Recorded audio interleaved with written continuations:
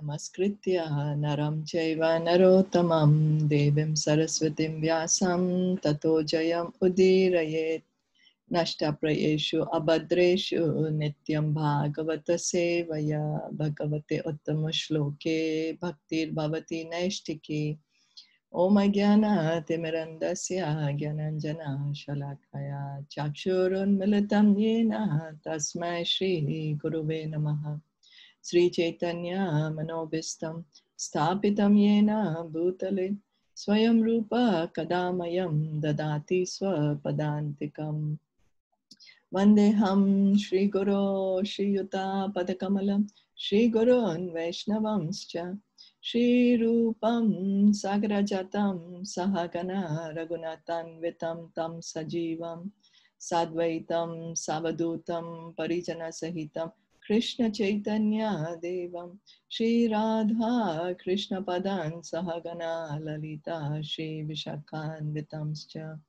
He Krishna Karuna Sindhu Dinabandho Jagatpate Gopesha Gopika Kanta Radha Kanta Namostute Tapta Kanchana Gaurangi Radhe Vrindavaneshwari Vrishabhanu Sute Devi Pranamami Hari Priye Nama Om Vishnu Padaya Krishna Prishtaya Bhutale Srimate Bhaktivedanta Swamin Iti Namine Namaste Saraswati Deve Gauravani Pricharine Nirviseshasha Shunyavadi Paschatya Deshatarine Vanchakalpa Tarupyascha Kripa Sindhu Evacha Patitanam Pavanebhyo Vaishnavebhyo Namo Namaha Jai Sri Krishna Chaitanya Prabhu Nityananda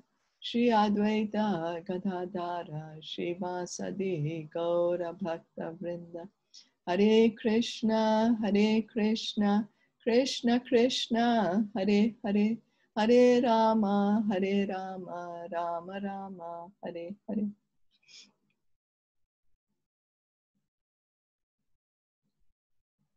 So we are continuing our reading of Srimad Bhagavatam, Canto 2, Chapter 7. We started Chapter 7 and we are in middle of text 3.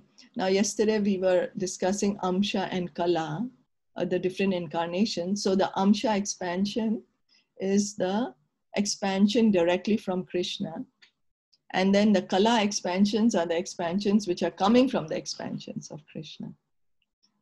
So Amsha means directly from Krishna, and then the expansion of the expansion is called Kala. But Krishna's to Bhagwan Swayam, no matter whichever expansions, how many expansions are there, Krishna is the original Lord. But it's also like the candle. You see, when we light the original candle and we light many, many candles, then there's no difference. So actually there's no difference between these incarnations. Yet Krishna is the original Lord. He's the original Supreme Personality. Is that okay?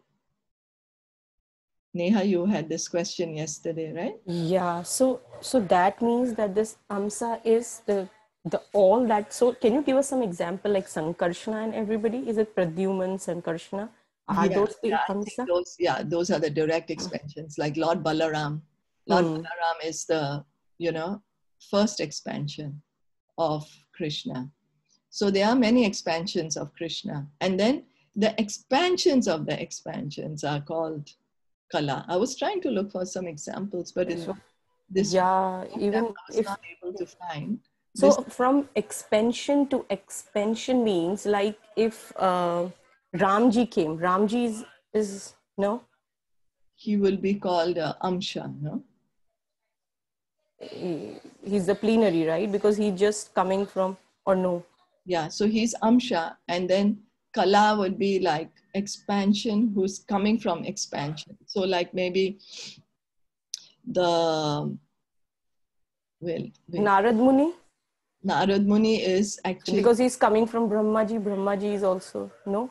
No. Narad Muni is Satyavesh avatar. Oh, sir, he's here.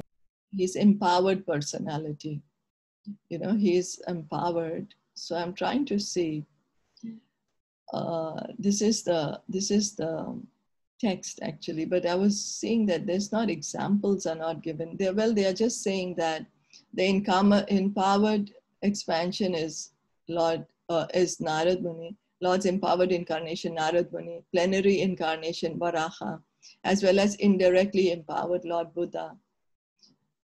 So what were the different incarnations, what they did, but which are exactly Kala and which are exactly Amsha, that distinction I don't have it. I've not yet come. No problem. No problem. You can tell us later. That's perfectly fine. So we can, it's okay. Yeah. Yeah. And then, so this is the one. And then we were one time we were also asking about the 12 Mahajans. So the 12 Mahajans is mentioned in Canto 6, Chapter 3, text 20 to 21. So starting from Lord Brahma, Bhagwan Narad, Lord Shiva. Well, Bhagwan Narad, because Narad Muni is also an incarnation, is an empowered incarnation of Krishna, not, you know. So that's why. So first is Brahma, Narad, Shiva, then the four Kumaras, Lord Kapila Dev, Swayambhuva Manu. Swayambhuva Manu is the father of mankind. Prahlad Maharaj, Janak Maharaj, grandfather Bhishma, Bali Maharaj, Sukadev Goswami, and Yamraj himself. Because this Yamraj is speaking to the Yamadutas. This is coming in the Ajamil story, where the Yamadutas are so bewildered that, oh, Ajamil, we came to take him, but the Vishnu Dutas came and they did not allow us to take Ajamil. So they went and questioned Yamaraj, why, what happened? Tell us. Because Ajamil, at the time of leaving his body, called out Narayan. So the Yamadutas could not touch him, you know. So that's when Yamaraj is telling them, oh, these are the 12 great authorities, the 12 personalities, Mahajans. Is that okay? Yeah, perfectly fine. Okay, so then now we can go to our reading of Canto 2, Chapter 7, Text 3. We are in the middle of the purport by His Divine Grace, A.C. Bhaktivedanta Swami Srila Prabhupada. So yesterday the translation was that Lord Brahma, he's speaking that Krishna also comes as Kapila Muni. One of the incarnations of Krishna is Kapila Muni. And so, reading on, the living entities, by their very constitution, are spiritually as good as the Lord.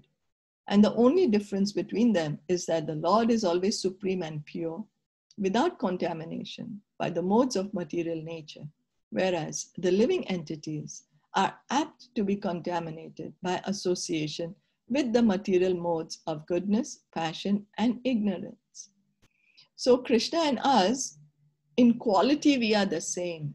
Lord Krishna is Satchidananda Vigraha. We are also Satchidananda, full of eternal knowledge and bliss. But Krishna can never come under the influence of Maya Shakti, of Mahamaya, which is, she spreads her influence on us by the modes of goodness, passion, and ignorance.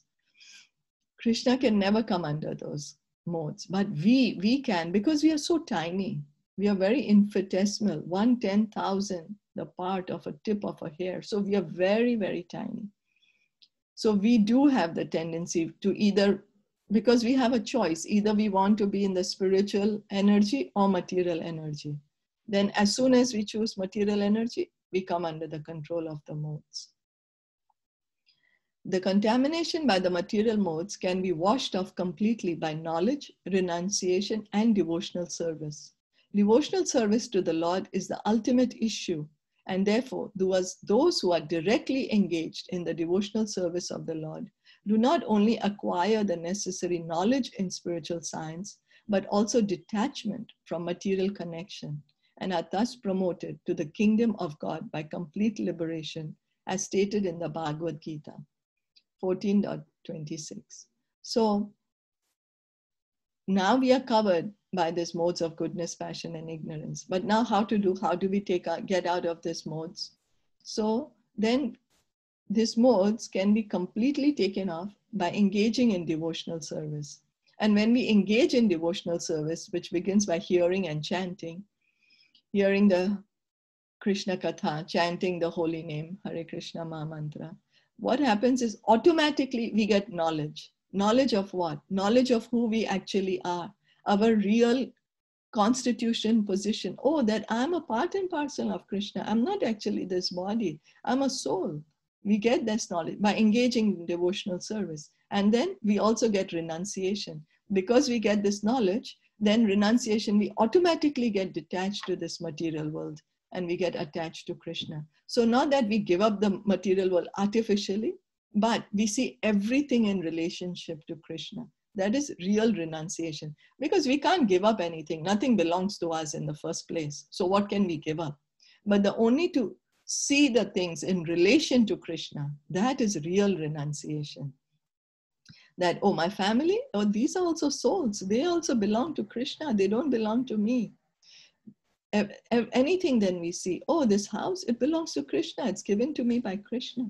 So the more we engage in devotional service, the more we will be purified.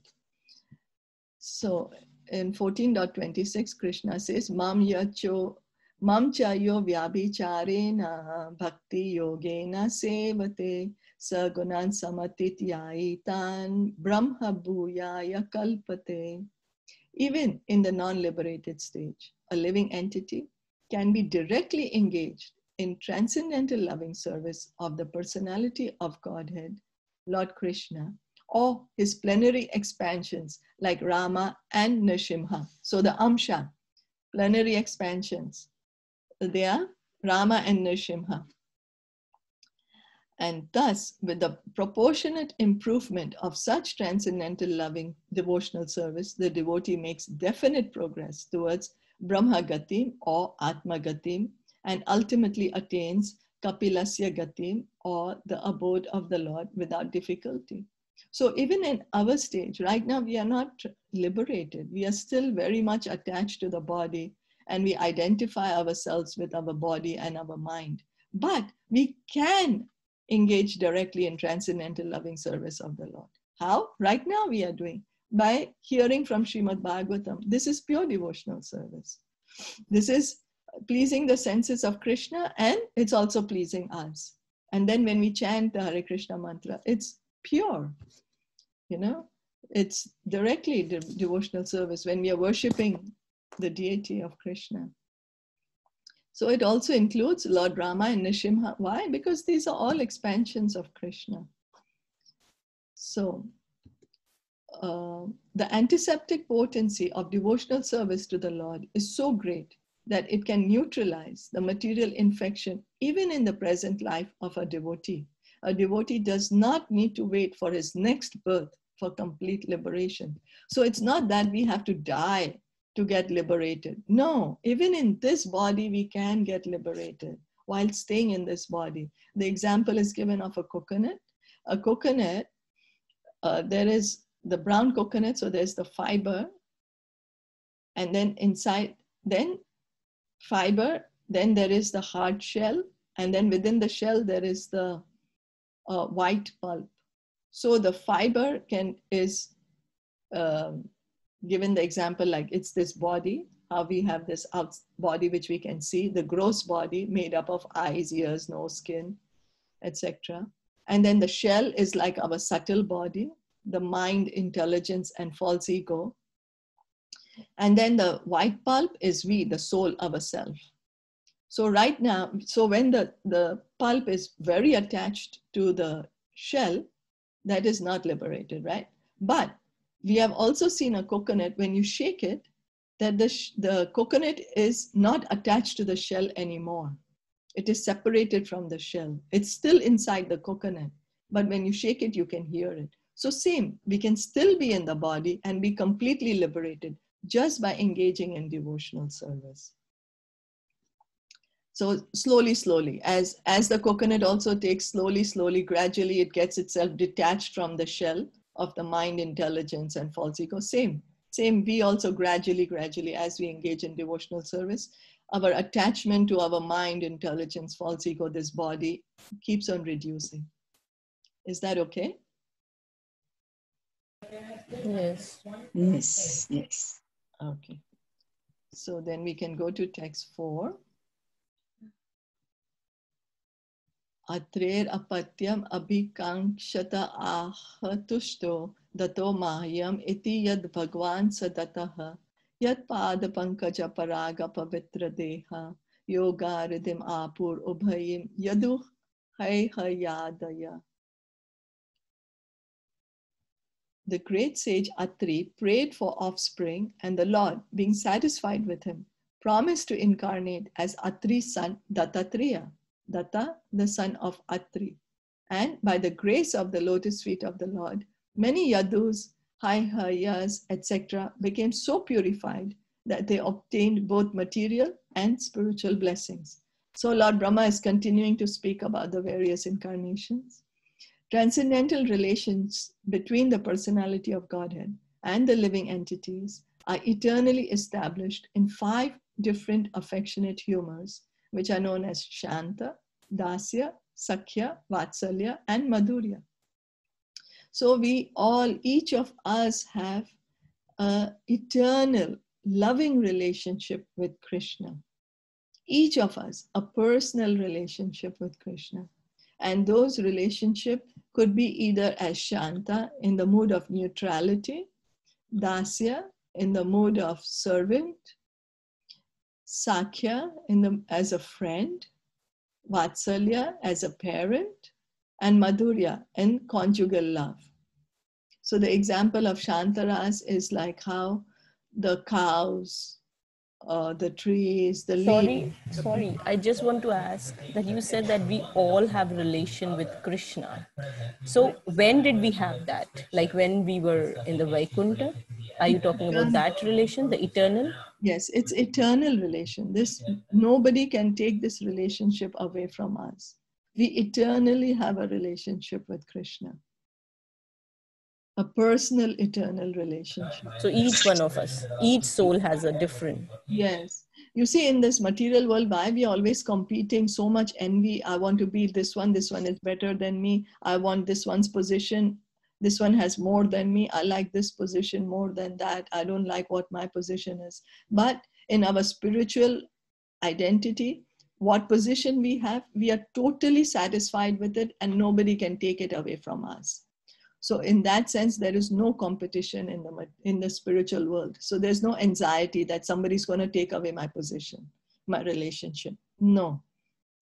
But in the material world, we have forgotten our relationship. That's right. With Krishna, right? Yes, that's right. And we are thinking we are the body. Yeah. And then we are full of competition. We're full of envy. Oh, I want to become like this one. This one has better than this. I want to be like this. I want to have this, like that. Yeah. So that's what creates all anxiety. So then reading on, the sage... Could you give us the example of the Shanta? Shanta is like Krishna's cows, Krishna's flute, you know. So, and then Dasya is Krishna's servants. Krishna has many servants. So you mean we can imagine ourselves like a flute? Oh, well, flute, we don't need to imagine anything at our stage. We just need to hear and chant about Krishna. And then when we are really purified, automatically this will be revealed to us. We don't need to imagine or think of ourselves in any role. You know, we just need to, at our stage, just need to hear and chant and hear and chant. And so, because the dirt is there, so we are the soul, right? We eternally have a relationship. Right now, we are covered with dirt. So the more the dirt will be covered, automatically our true identity will be revealed. We will know then who we are, you know, as when the dirt goes away. So because by imagining, we might create more dirt for ourselves. But don't we have to have one sort of a relationship with Krishna? So what kind of relationship do we want to have? So I thought like we can choose from these. No. Actually, yes, but those are like in more higher stages, like Uh-huh. really higher stages where somebody is more attracted to be Krishna's friend. So then they will see how the friend of Krishna is in Vrindavan, how they love Krishna, how they are caring for Krishna, you know, for not imitating, but following in the mood of the friend, following in the mood, how they're so anxiety for Krishna, how they really want to play with Krishna. So all that, you see, because we do not have those emotions as yet in our stage, right? Relationship means you have that emotion, but we don't have. But all of us can try to establish our dasya. Dasya relationship is there in all the other relationships, servitorship, that I'm a servant of Krishna. So we can try to develop that even at our stage, because even in the Madhurya stage, the devotees also think of themselves and they are situated themselves as servant of Krishna. So this dasya is there in all of them, that service attitude, that I want to serve Krishna, I want to please Krishna. So we can at our stage try to develop this, that I'm a servant of Krishna. Is that okay? So, as you mentioned, that when we get purified, our true form, the spiritual true form is revealed. So that means that when Rupa Goswami Ji got purified, like he was when he got really moved, so then he got to know that he was Rup Manjari. Is it that what you mean? Actually, Rupa Goswami is a eternally liberated associate of Krishna. Oh, He okay. is not like us. We are conditioned. We are eternally conditioned. Nitya Badha. We are Nitya Badha. Eternally, we have forgotten our relationship with Krishna and we are in this material world. Rupa Goswami is a personal associate. So he can never forget his position with Krishna. Okay. So he's always situated as a servant, but yes, because of pastime, so Yogamaya potency will she will cover him to be acting outside as Rupa Manjari, but showing himself as Rupa Goswami to us. So these are like really great personalities. Yeah. Okay. Perfect. Yeah, so we need to purify ourselves. They are teaching us. Rupa Goswami is teaching us, how do you purify ourselves? He gave us the 64 limbs of what we should do, you know, the 64 limbs of devotional service, out of which 5 are the main. The hearing the holy name, hearing and chanting the holy name, association with devotees, and then association with devotees, reading Srimad Bhagavatam, hearing or reading Srimad Bhagavatam, and then living in Mathura and worshipping the deity. So he gave us these 5 potent forms of devotional service, which we are advised to do regularly, so that we can purify ourselves and attain our true spiritual form. Now, for some of us, it might not be possible to live in Mathura physically, but we can stay in Mathura in spirit, you know, that, oh, I want to stay in Mathura. It would be so wonderful to stay in Mathura. It's so nice to stay in Mathura. Like that. And then gradually, as we will see, oh, I'm being more attached to maybe Vatsalya. You know, as we get purified, oh, I'm getting more attached to being, all this is mentioned in Nectar of Devotion, which is like a graduate study of graduate or postgraduate study, you know, after Srimad Bhagavatam, the different relationships with Krishna, and then how, if we are really attracted to one type of relationship, then how we can actually follow in the mood of those devotees, but not imitating artificially. Like in Vrindavan, there are certain sect of people who say that, oh, I'm in the Madhurya Ras with Krishna. So although they are men, they wear saris. I'm sorry, they wear saris, they act like women, but Krishna does not authorize that. Those are called sahijyas. And then their activities, what they are doing, and their thoughts and their words are not actually being as pure as the gopis are, you know. they are indulged in a lot of illicit activities.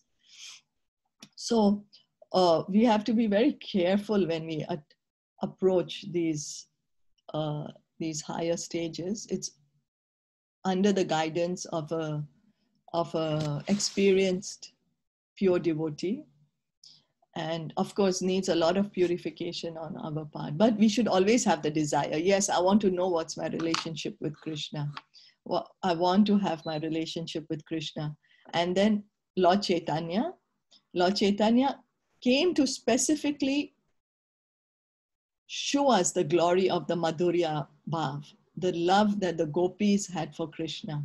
The Manjaris, the Manjari Bhav, you know, the Manjaris are the younger friends of the gopis. They are the assistants of the gopis. So Lord Chaitanya especially came to show us about the Manjari Bhav.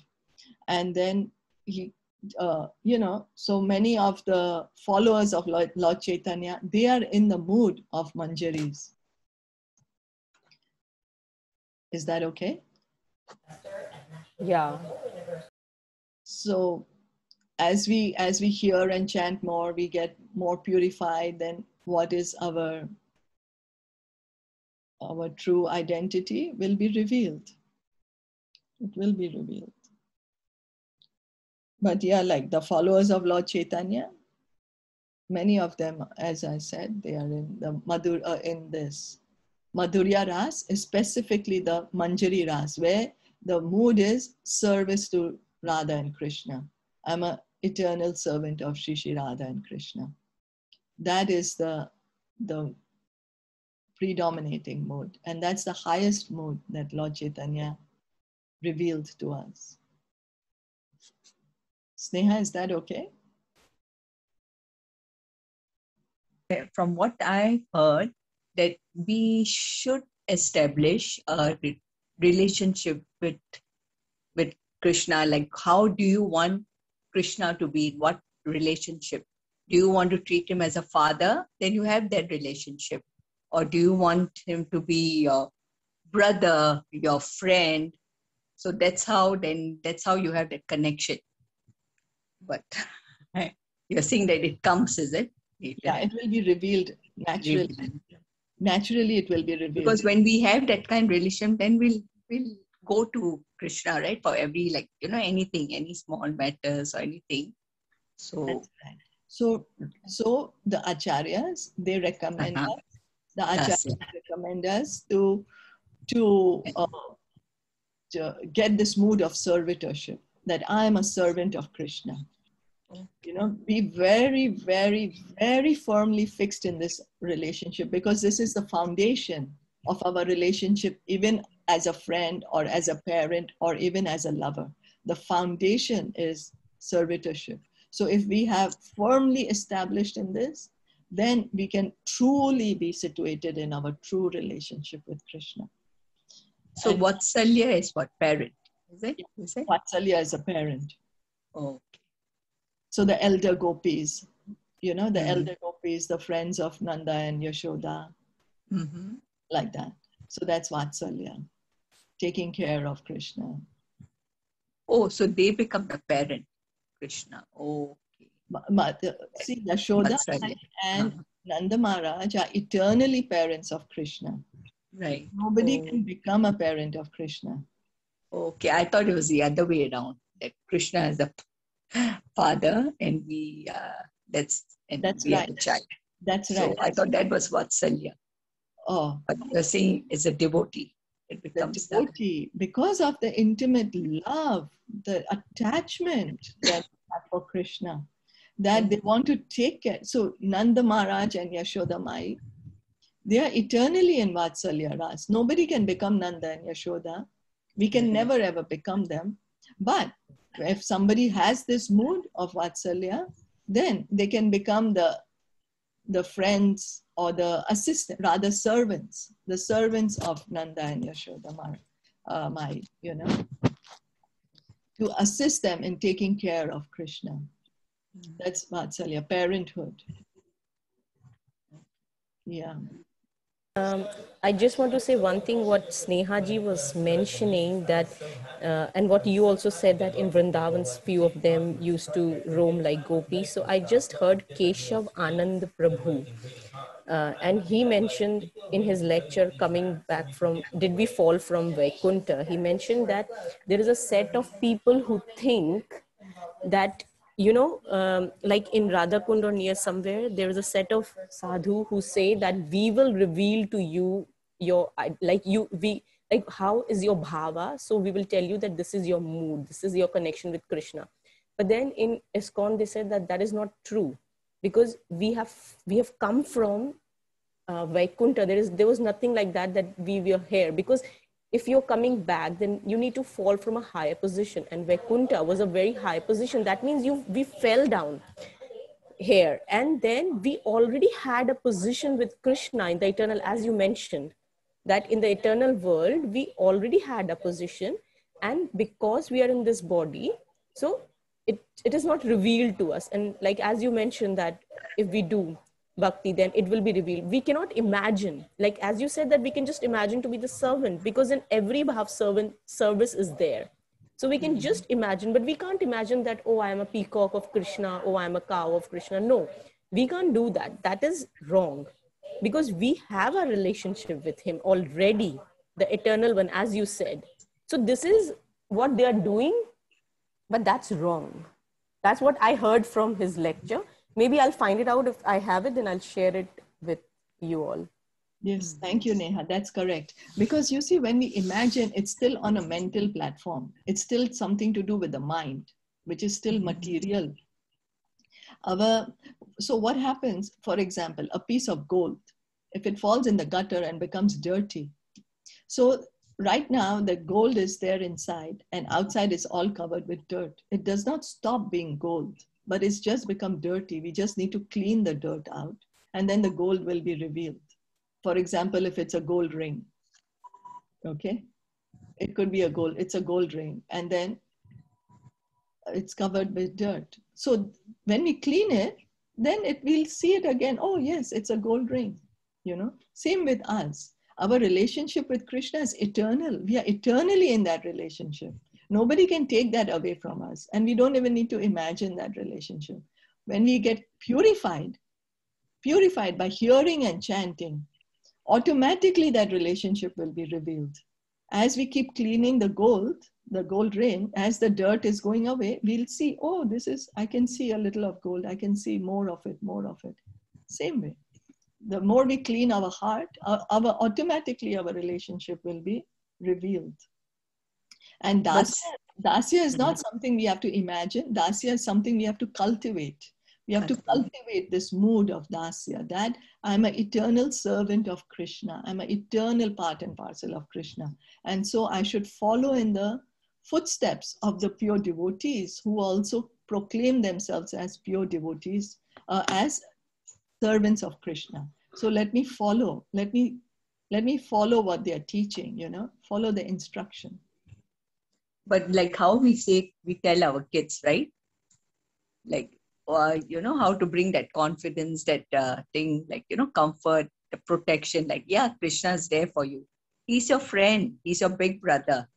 So are we doing wrong telling our kids that way? No. So then, yeah.